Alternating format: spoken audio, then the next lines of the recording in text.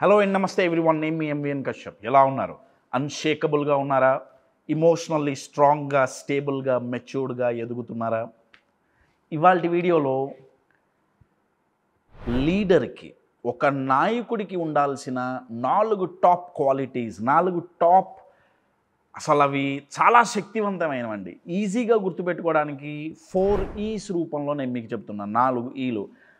ఇది మీరు లీడర్స్ అయితే బ్రహ్మాండం. మీరు కార్పొరేట్లో లీడర్ అయినా సరే, ఇంకే రకంగా లీడర్షిప్ పొజిషన్లో ఉన్నా ఈ వీడియో మీకు అద్భుతంగా ఉపయోగపడుతుంది. కశ్యప్, మేము లీడర్స్ కాదురా అంటే కనుక, మీరు ఏదో ఒక లీడర్ దగ్గర, లీడర్తో కలిసి మీరు వర్క్ చేస్తుంటారు కదా, ఏదో ఒక కంపెనీలో వర్క్ చేస్తుంటారు కదా, ఆ లీడర్ని అర్థం చేసుకోవడానికి ఈ వీడియో బ్రహ్మాండంగా ఉపయోగపడుతుంది. మీరు ఎవరైనా సరే, మీరు ఏ కేటగిరీలో ఉన్నా సరే, ఈ వీడియో బ్రహ్మాండంగా ఉపయోగపడుతుంది. 4 is to become a very powerful leader. ఈ వీడియో చేయడానికి ముఖ్య ఉద్దేశం ఏంటంటే, కంపెనీ యొక్క గ్రోత్ వాళ్ళ స్ట్రాటజీస్లో కంటే వాళ్ళ పీపుల్ మీద ఎక్కువ ఆధారపడి ఉంటుంది. Yes or no? అయితే ఆ పీపుల్, వాళ్ళ మైండ్ సెట్, ఆ పీపుల్ యొక్క పర్ఫార్మెన్స్, అది దేని మీద ఆధారపడి ఉంటుందంటే, వాళ్ళని నడిపించే నాయకుడి మీద ఆధారపడుతుందండి. భారతదేశం డే బై డే స్ట్రాంగ్గా ఎదుగుతోంది అంటే మనకున్న నాయకులు ప్రస్తుతం అత్యద్భుతంగా ఉన్నారు. ఏ కంపెనీ అయినా, ఒక జట్టు అయినా సరే, ఒక క్రికెట్ టీం అయినా కానివ్వండి, ఒక ఫుట్బాల్ టీం అయినా కానివ్వండి, వాళ్ళ పర్ఫార్మెన్స్ ప్లేయర్స్ మీద ఎంతైతే డిపెండ్ అవుతుందో, ఆ ప్లేయర్స్ యొక్క మెంటాలిటీ, వాళ్ళ మైండ్ సెట్ లీడర్ మీద ఆధారపడి ఉంటుంది. So 4 top qualities of a leader. First quality empathy అంటే అవతల వాళ్ళని అర్థం చేసుకోవటం, సింపుల్గా చెప్పాలంటే. అయితే లీడర్షిప్లో ఎంపతి గురించి మాట్లాడేటప్పుడు ఎంపతిని ఇంకొంచెం డెప్త్లోకి వెళ్ళి మాట్లాడతారండి. ఎంపతి అంటే 3 తెలిసి ఉండటం అండి. 3 అవేంటంటే, అవతల వాళ్ళ యొక్క అవసరాలు తెలిసి ఉండటం, అది ఎంపతి. వాళ్ళ నీడ్స్ తెలిసి ఉండాలి, వాళ్ళ నీడ్స్ అర్థం చేసుకోవాలి. 2, అవతల వాళ్ళ యొక్క ఫీలింగ్స్ని అర్థం చేసుకోగలగాలి.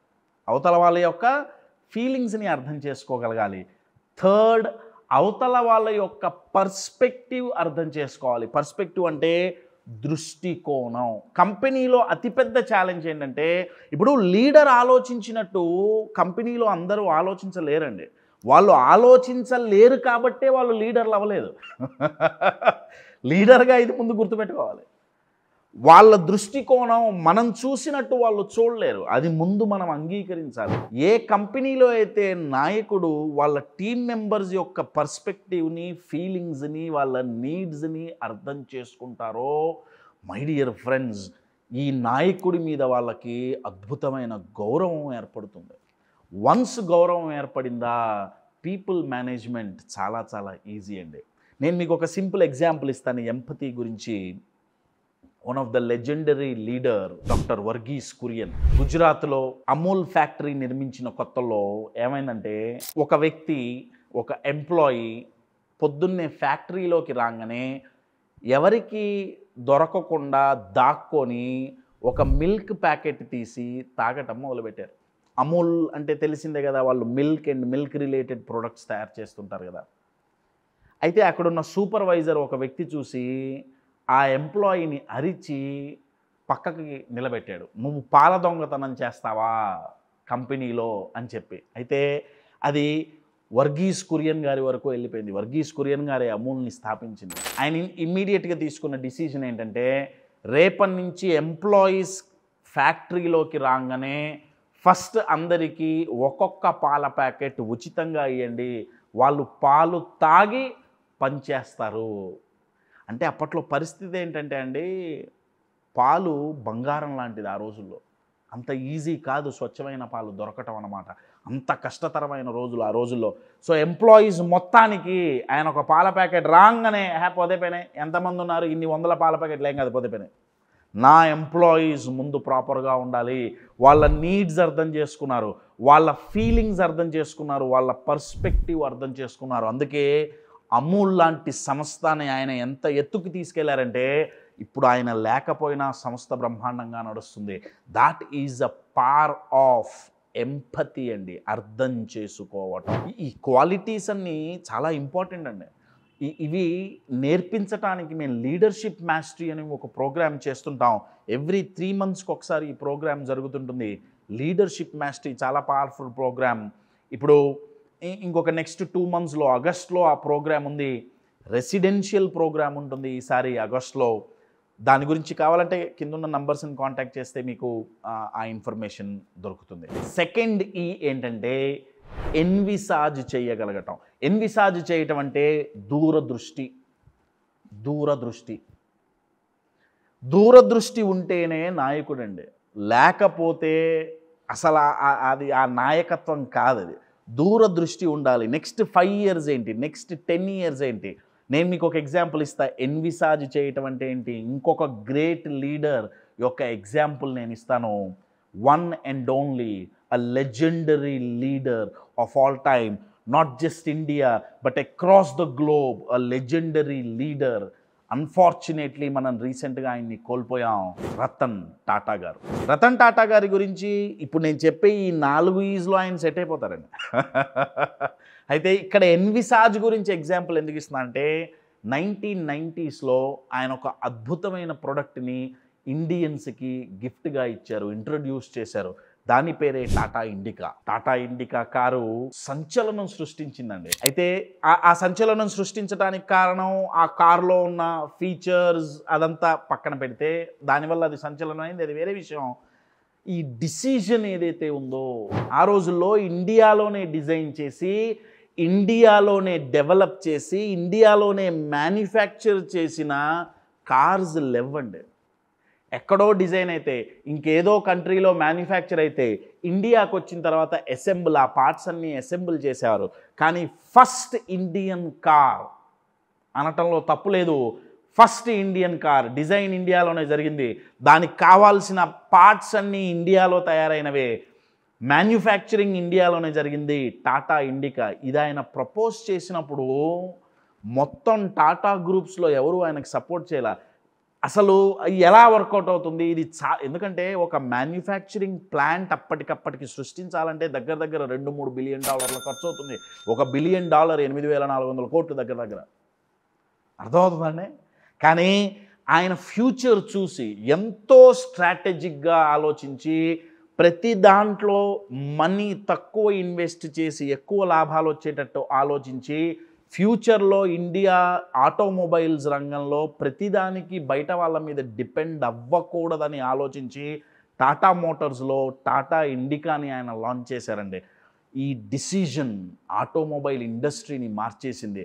My dear friend, as a లీడర్గా మనం తీసుకునే నిర్ణయం ఫ్యూచర్ మీద ఎలా రిఫ్లెక్ట్ అవుతుంది అనేది దృష్టిలో పెట్టుకొని తీసుకోగలగాలి. సో ఫస్ట్ ఇదేంటి, ఎంపతి.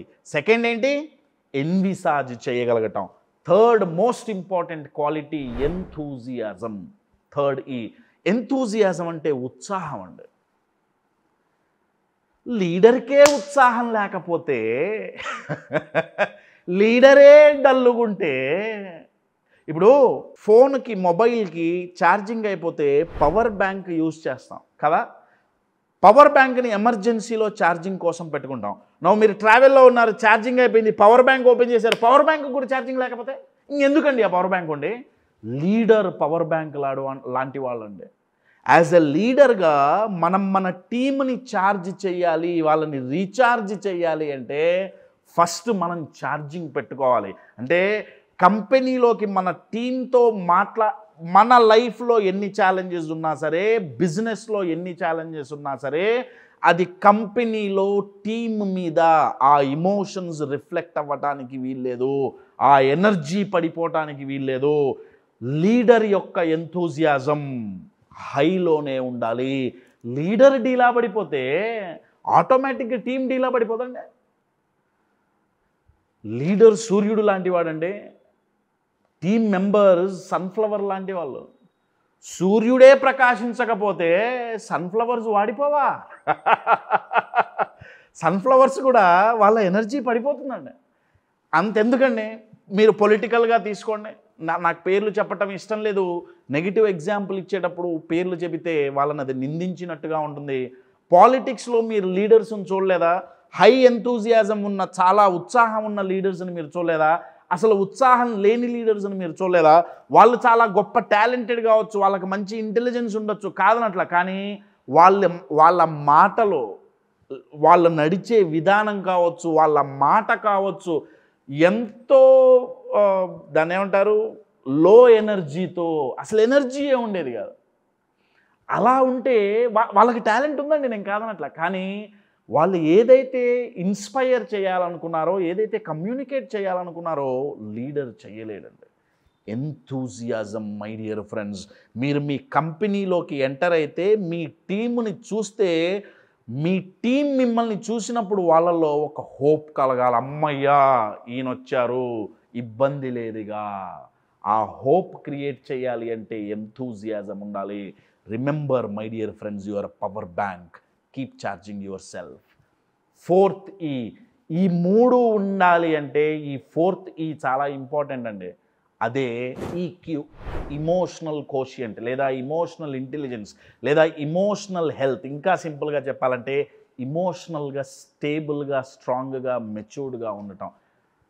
ఏ లీడర్ అయితే ఇమోషనల్గా హెల్తీగా ఉండరో మై డియర్ ఫ్రెండ్స్, వాళ్ళు తీసుకునే నిర్ణయాలు ఎంత తప్పుడు నిర్ణయాలు ఉంటాయంటే, వాళ్ళ మైండ్ ఎంత చంచలంగా ఉంటుందంటే, వాళ్ళు తీసుకునే తప్పుడు నిర్ణయం, ఒక నార్మల్ వ్యక్తి ఒక తప్పుడు నిర్ణయం తీసుకున్నాడు అనుకోండి, అది వాళ్ళ కెరియర్ మీద ఎఫెక్ట్ పడవచ్చు, మ్యాక్సిమం వాళ్ళ ఫ్యామిలీ మీద ఎఫెక్ట్ పడుతుందండి, అంతకంటే ఎక్కువ పడదు. అది కూడా చిన్నదేం కాదు. కానీ ఒక లీడర్ గనక తప్పుడు నిర్ణయం తీసుకుంటే అది వాళ్ళతో ఆగదు, వాళ్ళతో పనిచేసే వాళ్ళ ఫ్యామిలీల మీదకు పోతుంది, కంపెనీ పతనానికి దారితీస్తుంది. తద్వారా కొన్ని వందల వేల మంది జీవితాల మీద డైరెక్ట్లీ అండ్ ఇండైరెక్ట్లీ అది నెగిటివ్ ఇంపాక్ట్ పడుతుంది.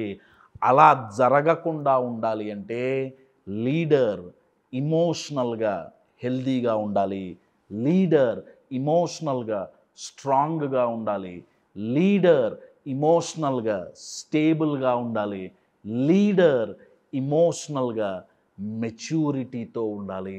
మై డియర్ ఫ్రెండ్స్, ఎవరైతే ఏ లీడర్లో అయితే ఇమోషనల్ స్టెబిలిటీ ఉంటుందో వాళ్ళు వాళ్ళ టీం మెంబర్స్ యొక్క ఎబిలిటీని ఇంకా ఎన్హాన్స్ చేయగలుగుతారు.